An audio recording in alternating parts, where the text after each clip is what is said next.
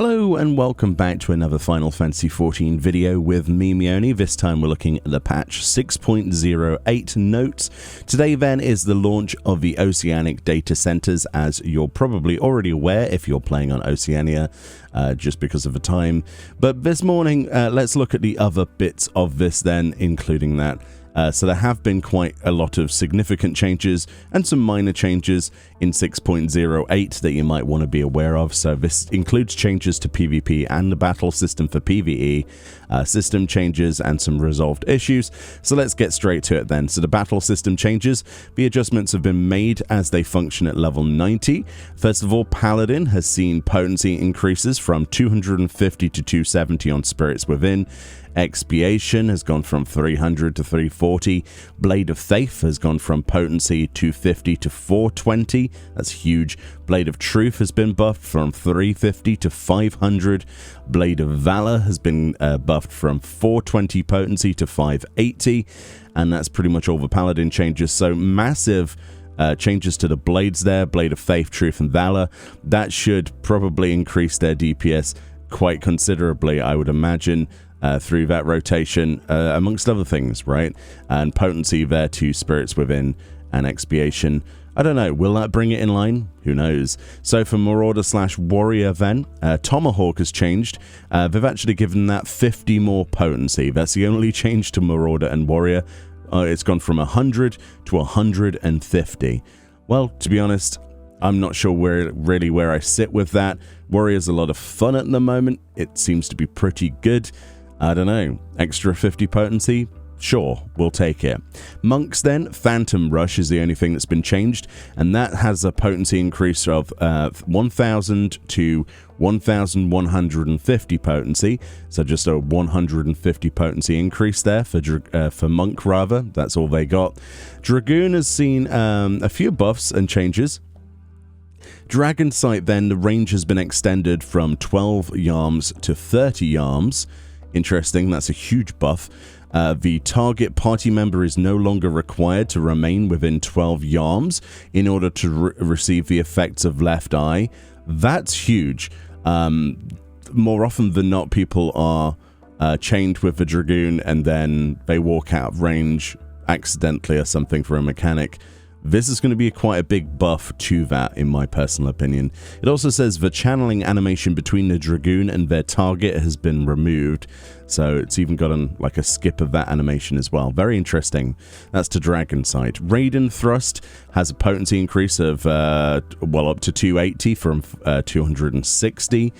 Stardiver has been buffed all the way up to 620 potency from 500.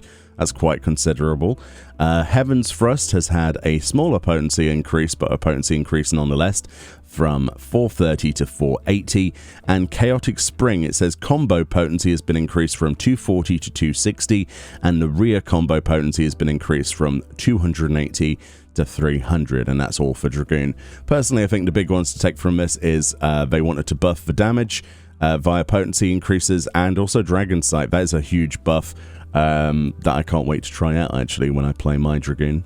Rogue/Ninja then, so Spinning Edge, potency increased by 10 to 210 from 200 on Spinning Edge. Gust/, we have the potency increase from 140 to 160, and the combo potency from 300 to 320. Aeolian Edge, potency increased from 120 to 140. The rear attack potency has gone from 180 to 200. And the combo potency has been increased from 340 to 360, and the rear combo potency has been increased from 400 to 420, so a little bit of a buff there. Armor Crush then, potency increases across the board, 120 to 140 on its actual potency. The flank attack potency increased from 180 to 200. Combo potency from 320 to 340, and the flank combo potency from 380 to 400.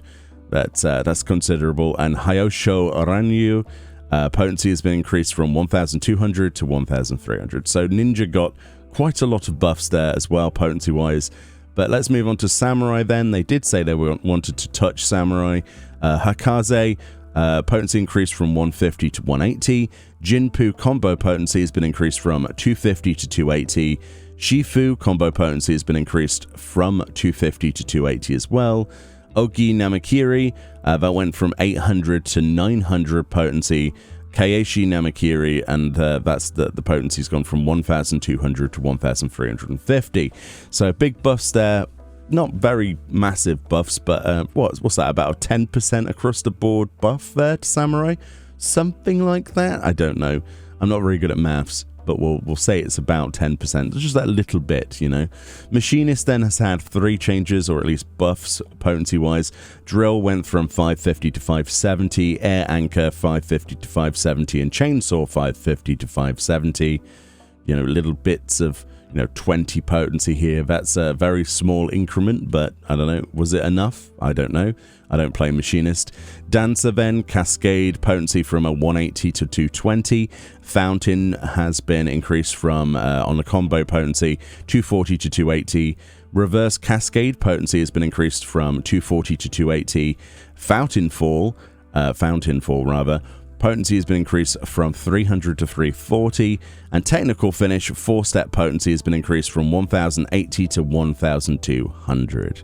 So, Dancer got some buffs, again about 10%. Black Mage / Thaumaturge, Fire 3 potency increased from 240 to 260, Blizzard 3 240 to 260, Blizzard 4 300 to 310, Fire 4 a potency increase on Fire 4? Really?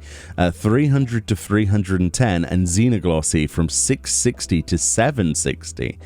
Okay, I really didn't think, Blizzard, okay, alright, whatever, but I didn't think Fire 4 and Xenoglossy would get buffed. I mean, it's only 10 potency on Fire 4, but really? And Xenoglossy up to 760?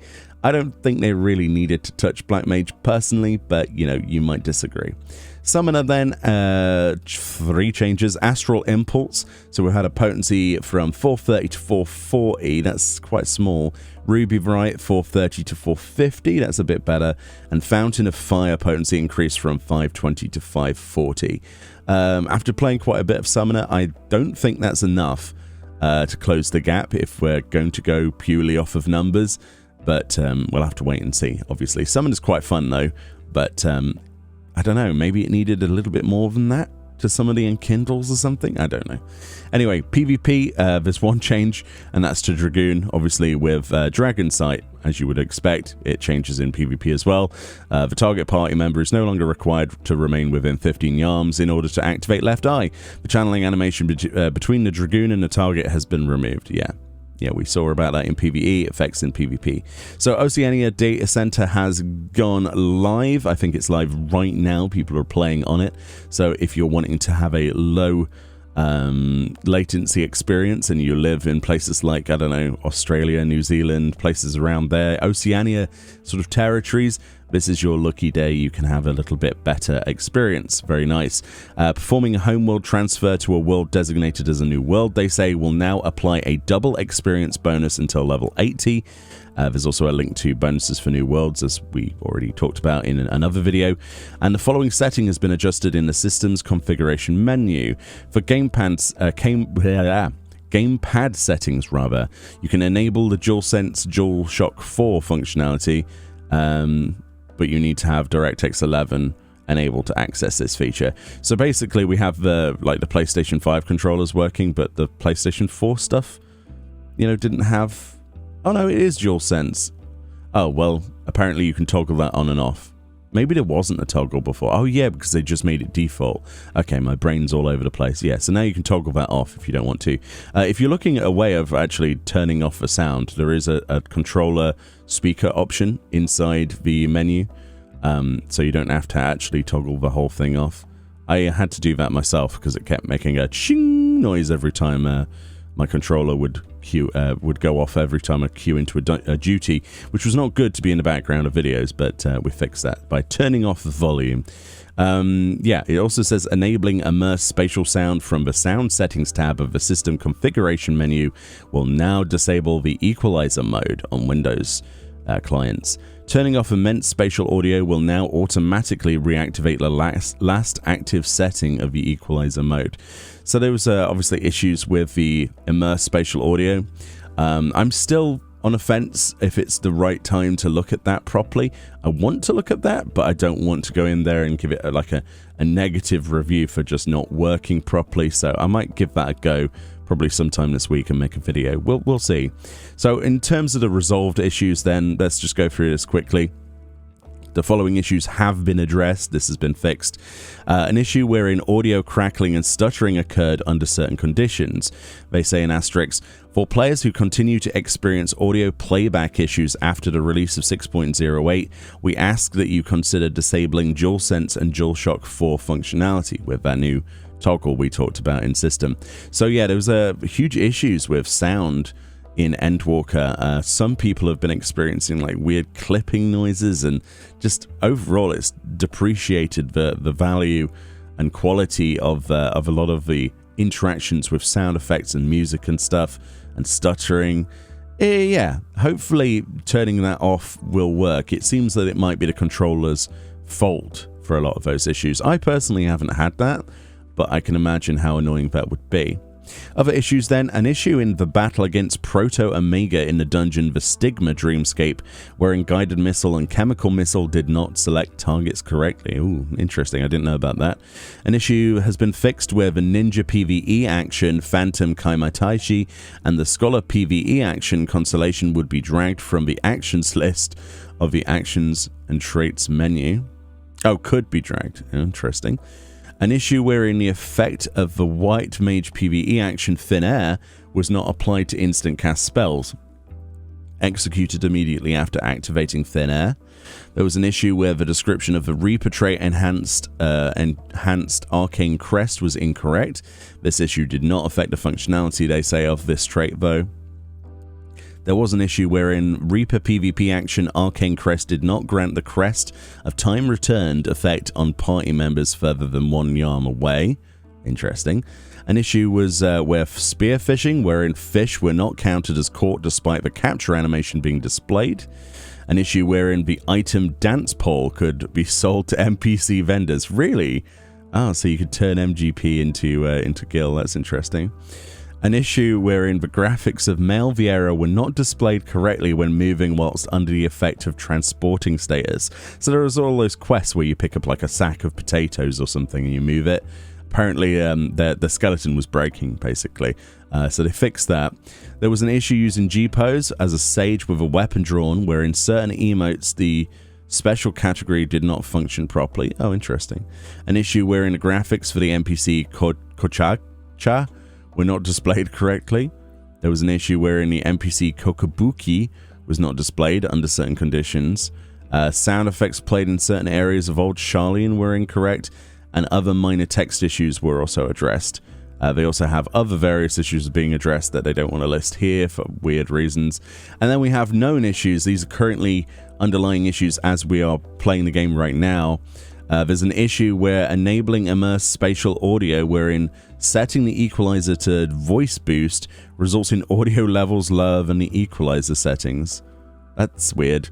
An issue wherein the times displayed for the Jumbo Cactpot drawing are incorrect, apparently on Oceania data centers only. Asterisks, the winning number for the Jumbo Cactpot is drawn every Saturday at 1 AM PST. Please note this issue only affects the time displayed and not the actual lottery drawing. So the time displayed is wrong, but the drawing is the same as it should be.